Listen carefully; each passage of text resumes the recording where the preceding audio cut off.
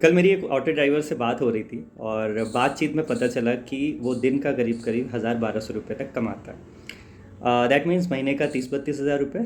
सो मैंने उसको पूछा कि क्या आप इन्वेस्ट भी करते हो, तो उसने बताया कि नहीं, मैं इन्वेस्ट नहीं कर पाता। इसका रीज़न ये है कि मैंने यहाँ पे रूम रेंट पे लिया हुआ है। सो उसका रेंट जाता है, बच्चों की फ़ीस जाती है और खाना पीना, और जो भी पैसे बचते हैं फिर मुझे उसको गांव भेजना होता है क्योंकि उसके जो पेरेंट्स हैं वो गांव में रहते हैं। सो वो करीब करीब 15 साल से दिल्ली एनसीआर में रह रहा है। और 15 साल पहले जो सिचुएशन थी, दैट मीन्स जितनी कमाई उतने खर्चे। आज भी लगभग वही सिचुएशन है कि जितनी कमाई उतने खर्चे। मैं घर आया और घर आके मैं इस बारे में थोड़ा सोच रहा था, और मुझे बेसिक दो रीज़न पता चले कि लोग शेयर मार्केट में, म्यूचुअल फंड्स में इन्वेस्ट क्यों नहीं करते हैं।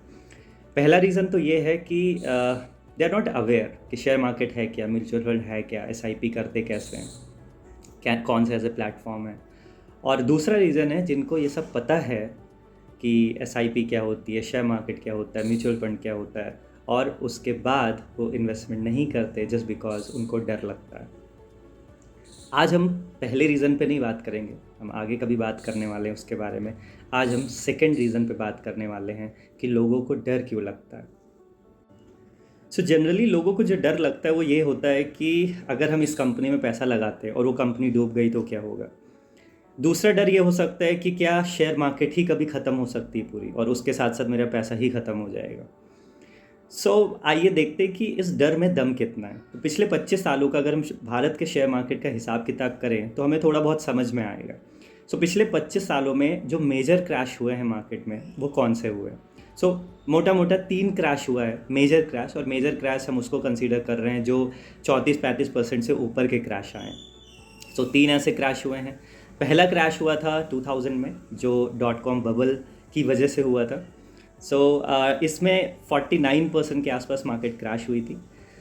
दूसरा जो मेजर फॉल हुआ था वो 2008 में हुआ था, वो ग्लोबल फाइनेंशियल क्राइसिस की वजह से हुआ था, और शेयर मार्केट भारत में करीब करीब 56% के आसपास डाउन हुआ था। और जो तीसरा फॉल हुआ था वो 2020 में हुआ था, कोविड, अभी 4 साल पहले, जहाँ पे मार्केट करीब 34-35% तक क्रैश हुआ था। अब ये जो मेजर क्रैश है, मतलब जिसका हमें डर लगता है हमेशा कि कहीं क्रैश ना हो जाए, तो ये 3 क्रैशेस हुए हमारे सामने। अब इसके बाद हुआ क्या। हर क्रैश के बाद, तो मज़े की बात क्या है कि हर क्रैश के बाद मार्केट ना सिर्फ रिकवर करी, रिकवर के साथ साथ हमेशा ऑल टाइम हाइज भी बनाया। अब अगर पिछले 25 सालों में मार्केट क्रैश होने के बाद भी आज ऑल टाइम हाई के आसपास है, इसका मतलब शेयर मार्केट हमेशा लॉन्ग टर्म में बढ़ेगा। आई एम नॉट सेइंग कि 6 महीने में, 1 साल में, 2 साल में। आई एम सेइंग अगर लॉन्ग टर्म की बात करें, 5 साल की बात करें, 10 साल की बात करें, 20 साल की बात करें, तो हिस्टोरिकल डेटा के हिसाब से शेयर मार्केट अगले 5 साल में, 10 साल में, 20 साल में आगे ही बढ़ने वाला है।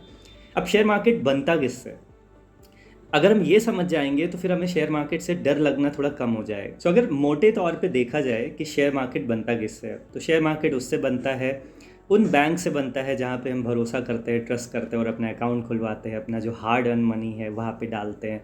उन बैंक से, जैसे एसबीआई हो गया, आईसीआईसीआई हो गया, एचडीएफसी, कोटक महिंद्रा, इन बैंक से शेयर मार्केट बनता है। उन कंपनी से जिनकी कार्स हम लोग परचेज़ करते हैं, बाइक परचेज़ करते हैं, ऑटो परचेज़ करते हैं, जिन पे हमें भरोसा होता है, उन कंपनी से शेयर मार्केट बनता है। उन कंपनी से जिनके बिस्किट्स हम लोग परचेज़ करते हैं, जिनकी नमकीन, साबुन, तेल, बेसिक जितनी भी चीज़ें हैं आप डेली बेसिस पे आप जो यूज़ करते हैं, उनसे शेयर मार्केट बनता है।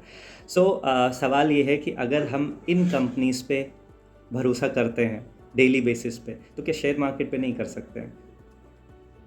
हम भारत के बड़े बैंक्स पे भरोसा करते हैं, SBI, HDFC, ICICI, Kotak Mahindra, और वहाँ पे अकाउंट खुलवाते हैं, वहाँ पे अपना पैसा रखते हैं, लेकिन उनके साथ शेयर खरीद के पार्टनरशिप में नहीं आते। वहाँ से हमें डर लगता है। हम जब भी कोई बाइक खरीदते हैं, कार खरीदते हैं, ऑटो खरीदते हैं, वहाँ हम फाइनेंस तो करवाते हैं बड़ी बड़ी कंपनी से, जैसे बजाज फाइनेंस है, लेकिन उनके साथ पार्टनरशिप करने में हमें डर लगता है। हम एलआईसी पॉलिसी तो ख़रीद लेते हैं और उसमें साल दर साल पैसा डालते रहते हैं, लेकिन एलआईसी जैसी कंपनीज़ के शेयर नहीं खरीदते, उनके साथ पार्टनरशिप में नहीं आते हैं, उससे हमें डर लगता है। सो आई एम नॉट सेइंग कि आप एक कंपनी पकड़ो और उसमें सारा का सारा पैसा डाल दो, ये बहुत रिस्की हो सकता है। लेकिन आपको अपने आसपास देखना पड़ेगा कि भारत में ऐसे कौन सा एसेट क्लास है जो पिछले 30-40 सालों में सबसे ज़्यादा रिटर्न बना के दिया है, और आने वाले कुछ सालों में आपका पैसा सबसे ज़्यादा कहाँ ग्रो हो सकता है। और उस एसेट क्लास की ग्रोथ के साथ साथ आपका भी पैसा ग्रो हो, आपको उसमें कंट्रीब्यूट करना पड़ेगा, और तभी जाके आपका इन्वेस्टमेंट बढ़ेगा, आपकी फाइनेंशियल प्लानिंग अच्छी होगी, आप फाइनेंशियली स्टेबल हो पाओगे। That is what I am saying.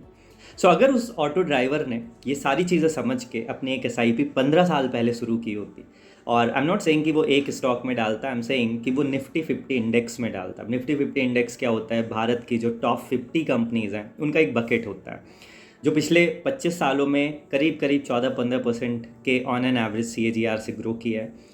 तो अगर उसने 5,000 की SIP 15 सालों के लिए और 14% की रेट से उसका ग्रो हुआ होता है, तो आज उसके पास करीब करीब 30 लाख रुपए एडिशनल होते हैं। अब वो इस 30 लाख से क्या कर सकता था? अब वो इस 30 लाख से 4-5 ऑटो खरीद सकता था, उसकी जो इनकम है वो 3-4 गुना मल्टीप्लाई हो सकती थी, या वो इस 30 लाख को अलग इसी बकेट में, इसी म्यूचुअल फंड में रख सकता था, इंडेक्स फंड में, और 14% की रेट से उसका अगर ग्रोथ होता तो समवेयर उसका जो एनुअल रिटर्न बनता वो करीब करीब 4,20,000 के आसपास बनता। सो अगर इसको 12 से डिवाइड करते हैं, सो पर मंथ उसका करीब करीब 35,000 रुपये सिर्फ और सिर्फ इन्वेस्टमेंट से आ रहा होता। सो दैट मीन्स अगर वो 35,000 रुपये अपने ऑटो से आज कमाता है, सो 35,000 ही उसका उसके इन्वेस्टमेंट से बनता है। दैट मीन्स उसका 70,000 बन रहा होता पर मंथ का। सो आई होप इससे लाइफ थोड़ी बेटर होती, ईजी होती। तो दोस्तों, कुछ लोगों का कंसर्न होता है कि 15 साल की बात आप क्यों करते हो? लाइक 15 साल किसने देखा, 20 साल किसने देखा? आप मुझे 1 साल की बात बताओ, 2 महीने की बात बताओ, 2 साल की बात बताओ। सो पॉइंट इज़ कि हम में से ज़्यादातर लोग 15 साल देखने वाले हैं। That is the reality. So जो भारत की ऑन एन एवरेज जो लाइफ स्पैन है, जो औसत आपकी जो एज है, वो करीब करीब 69-70 ईयर्स की है। दैट मीन्स कि ज़्यादातर चांसेस है कि आप 70 साल तक तो जियोगे ही जियोगे, ज़्यादातर चांसेस है। एक्सेप्शंस हमेशा होते हैं ऑब्वियसली। आप खुद से पूछो, शांति से पूछो कि आपके पिछले 10-12 साल, 15 साल कैसे निकले, आपको पता चला क्या? आप ये भी कर सकते हैं कि फॉर एग्जांपल आपकी एज अगर 20 साल है, 25 साल है, उसमें आप 15 साल और ऐड कर दो। मान लेते हैं आपकी एज 25 साल है, सो 15 साल ऐड करिए। आप 40 साल वालों को अपने आसपास देखिए। क्या वो जो 40 साल वाला आदमी है, जिसकी एज 40 साल है, क्या आज वो फाइनेंशियली स्टेबल है? क्या आज वो पैसे के लिए स्ट्रगल नहीं कर रहा है? आज भी उसकी सिचुएशन कहीं ना कहीं ख़राब है, राइट?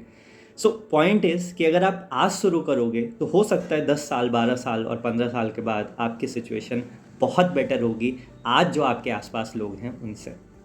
सो अगर मैं इसको समराइज़ करता हूँ तो इंडियन स्टॉक मार्केट में SIP करने में थोड़ा रिस्क तो है, लेकिन बड़ा रिस्क इसमें है कि आपने पैसे कमाए और सारे पैसे खर्च कर दिए बिना किसी इन्वेस्टमेंट के। दोस्तों, अगर आप अभी तक ये वीडियो देख रहे हैं, दैट मीन्स कहीं ना कहीं आप अपने वेल्थ क्रिएशन को लेके सीरियस हैं, आप अपने पैसे को ग्रो करने के लिए सीरियस हैं, आप इन्वेस्टमेंट के लिए सीरियस हैं। अगर आपको ये वीडियो अच्छा लगा हो, आप लाइक करिए। आप उसके साथ शेयर कर सकते हैं जिसने अभी तक इन्वेस्टमेंट स्टार्ट नहीं किया। अगर आप 2024 में आप इन्वेस्टमेंट स्टार्ट करने वाले हो तो प्लीज़ कमेंट करें। आपके कोई भी प्रॉब्लम्स हो, कोई भी क्वेश्चन हो, आप कमेंट सेक्शन में आप बता सकते हैं और मैं उसको एड्रेस करूँगा।